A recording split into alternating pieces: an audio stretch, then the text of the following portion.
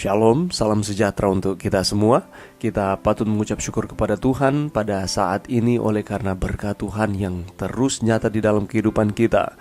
Pada saat ini kita akan mempelajari bersama-sama atau mengulangi kembali inti pelajaran sekolah sahabat kita sepanjang minggu ini. Kalau kita membaca di dalam Kejadian 17 ayat 19, di sana memberikan informasi kepada kita bahwa Allah dengan jelas menyatakan bahwa keturunan yang dijanjikan akan datang dari keturunan Ishak. Tapi pertanyaannya adalah Ishak memiliki 2 putra. Dari mana janji itu akan dipenuhi? Apakah akan dipenuhi melalui Esau atau Yakub? Karena kalau kita melihat Esau adalah seorang yang tidak menghargai hal-hal rohani. Ia adalah seorang pemburu dan tempat tinggalnya bukan di rumah tetapi justru di padang. Dan ia memiliki sifat yang keras dan kasar. Sedangkan Yakub peka terhadap suara Tuhan. Namun Yakub tidak menggunakan metode yang tepat, tidak menggunakan cara yang tepat untuk merealisasikan janji Tuhan kepadanya. Walaupun Yakub memiliki kepribadian yang berbeda dengan Esau, yakni Yakub lebih halus, ia lebih tenang, tetapi Yakub sering kali gegabah. Dan pada akhirnya tujuan tidak membenarkan cara yang dibuat, dan Yakub harus membayar akan konsekuensinya. Dalam ringkasan pelajaran sekolah sahabat pada saat ini kita akan melihat Yakub mencuri berkat. Tuhan memberkati Yakub bagian pertama. Yakub tertipu. Tuhan memberkati Yakub bagian kedua, dan pada akhirnya yang tadinya dia mencuri berkat, pada akhirnya Yakub menjadi berkat. Kejadian 25 ayat 32 memberikan informasi seperti ini. Sahut Esau, "Sebentar lagi aku akan mati. Apakah gunanya bagiku hak kesulungan itu?" Yang seharusnya hak kesulungan itu harus menjadi suatu hal yang sangat diidam-idamkan atau diimpikan oleh anak yang sulung. Dan Esau adalah anak yang sulung. Tetapi hak kesulungan dipandang rendah oleh Esau. Esau dan Yakub lahir pada hari yang sama, tetapi karakter mereka berbeda. Sama seperti dengan informasi yang baru saja kita dengarkan tadi. Esau adalah seorang pemburu yang aktif dan Yakub adalah seorang gembala yang tenang. Esau hanya peduli hari ini, tetapi Yakub melampauinya. Bagi Yakub, arti penting berkat rohani di masa depan adalah yang terpenting, yakni hak kesulungan tersebut. Karena di dalam Alfa dan Omega jilid 1 halaman 204 memberikan informasi kepada kita bahwa mereka, baik Esau maupun Yakub, telah diajar untuk menghargai hak kesulungan sebagai satu perkara yang amat penting.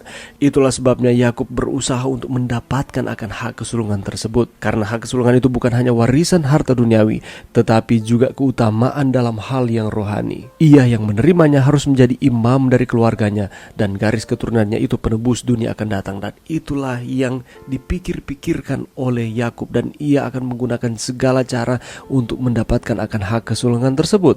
Yakub pada akhirnya memperoleh hak kesulungan ketika saudaranya mengabaikannya, sama seperti dengan di dalam Kejadian 25 ayat 32.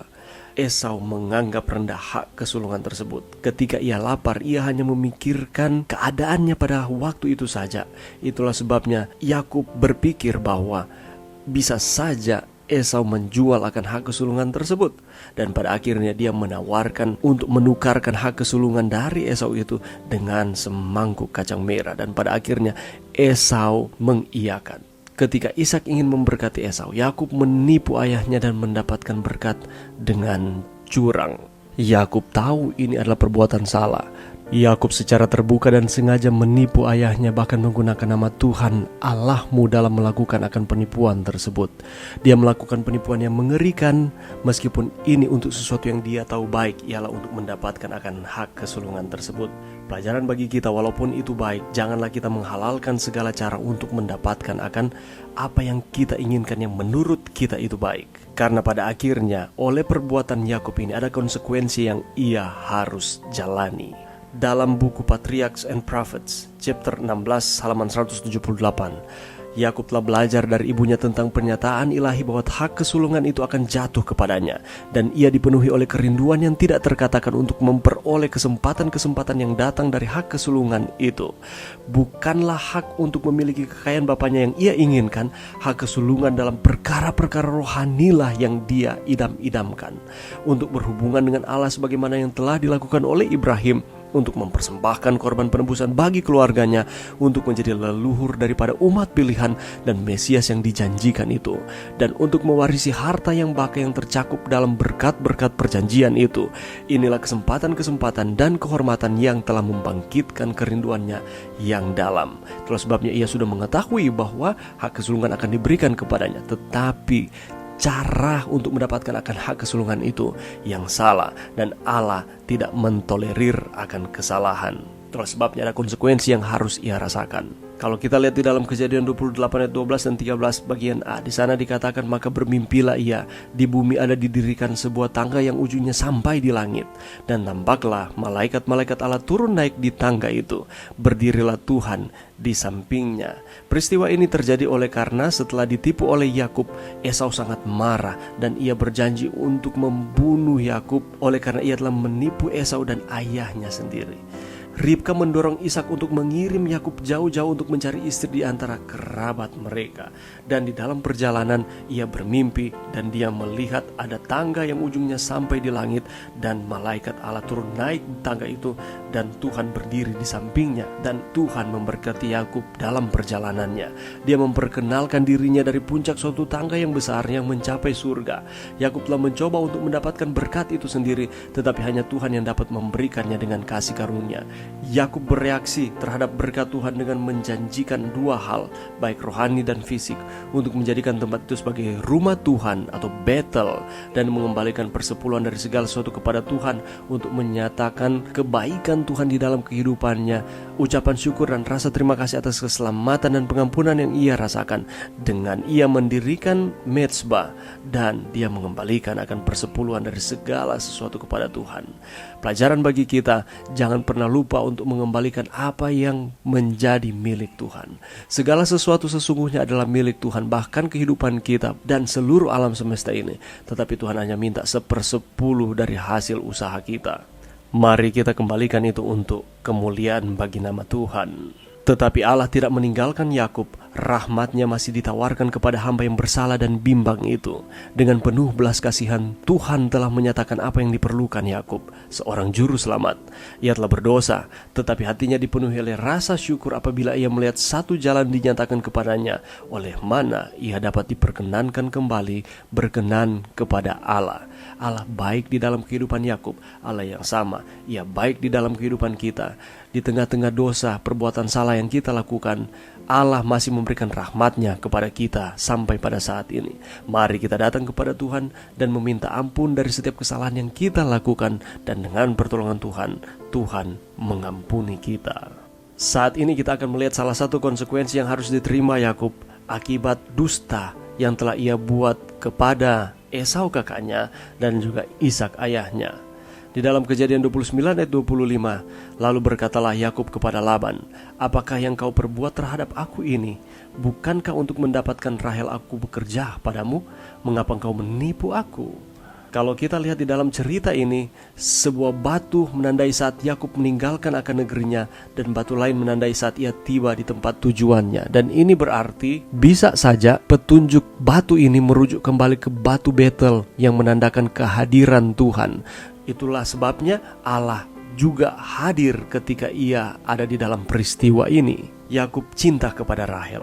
Dia tidak punya apa-apa untuk diberikan kepada Laban sebagai mahar. Jadi dia mengusulkan agar dia bekerja 7 tahun untuk menikahi putrinya.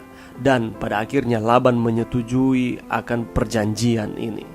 Dan ketika ia melakukan akan pekerjaannya selama 7 tahun oleh karena cintanya kepada Rahel, di dalam firman Tuhan menyatakan bahwa 7 tahun kelihatannya hanya beberapa saat saja oleh karena rasa cintanya kepada Rahel. Dan peristiwa itu berlanjut. Ketika dia sudah selesai di dalam 7 tahun pekerjaannya, dia harus menagih akan janjinya kepada Laban. Namun sayang sekali, Laban menipu menantunya ini dengan memberinya Lea sebagai ganti Rahel. Laban berhasil melakukan akan trik ini, dan pada akhirnya ia yang telah menipu merasakan sakitnya ditipu. Dan sekarang Yakub mengerti apa artinya menjadi korban penipuan. Keesokan paginya Yakub menyadari bahwa dia telah ditipu. Dia telah menderita hukum talion. Hukum talion itu adalah mata ganti mata, gigi ganti gigi, atau hukum pembalasan. Dari peristiwa ini benar-benar ia diingatkan kembali dosa yang telah ia lakukan kepada Ishak dan juga Esau. Mungkin ada di dalam peristiwa di dalam kehidupan kita dirugikan, dikecewakan, disakiti, atau ditipu. Janganlah kita membalasnya. Karena di dalam Roma 12 ayat 19 sampai 21 di sana dikatakan, pembalasan itu adalah hakku, yakni hak Tuhan itu sendiri. Dan cara Tuhan adalah untuk kebaikan kita manusia. Dan pada akhirnya, ketika peristiwa ditipunya Yakub ini, ia menyadari akan setiap kesalahannya. Tuhan memberkati Yakub di dalam kehidupannya ketika dia bersama-sama dengan Laban dan juga Rahel dan Lea. Kejadian 29 ayat 31 menyatakan, ketika Tuhan melihat bahwa Lea tidak dicintai, dibukanyalah kandungannya, tetapi Rahel mandul. Tuhan memberkati Yakub selama tahun-tahun berikutnya. Dia memiliki 11 putra, dan pada akhirnya Benyamin yang ke-12 akan lahir kemudian. Nama anak-anaknya mencerminkan perasaan Lea dan Rahel. Terlepas dari perselisihan mereka, Tuhan memberkati mereka, dan keturunan yang dimiliki Yakub banyak jumlahnya, dan itu menandakan Allah memberkati. Ruben melihat, Simeon mendengar, Lewi lebih erat, Yehuda bersyukur, Isakar upah, dan Sebulon tinggal. Dan ini merupakan anak-anak Lea dengan Yakub. Dan keadilan, Naftali bergulat. Ini merupakan anak-anak Bilha, pembantu Rahel dengan Yakub. Gad artinya mujur, Asher artinya bahagia. Ini merupakan anak-anak Silpa dengan Yakub. Silpa ini merupakan pembantu dari Lea. Dan pada akhirnya, anak-anak Rahel, Yusuf, dia menghapus, dan Benyamin, anak tangan kanan. Allah memberkati Yakub beserta dengan keturunan-keturunannya, sehingga keturunan Yakub menjadi bangsa yang besar. Walaupun Allah tidak menghendaki banyak hal terjadi di dalam kehidupan Yakub dan juga keluarganya ini, oleh karena perseteruan, perselisihan, sehingga nama-nama anak mencerminkan perselisihan yang dirasakan oleh keluarga ini.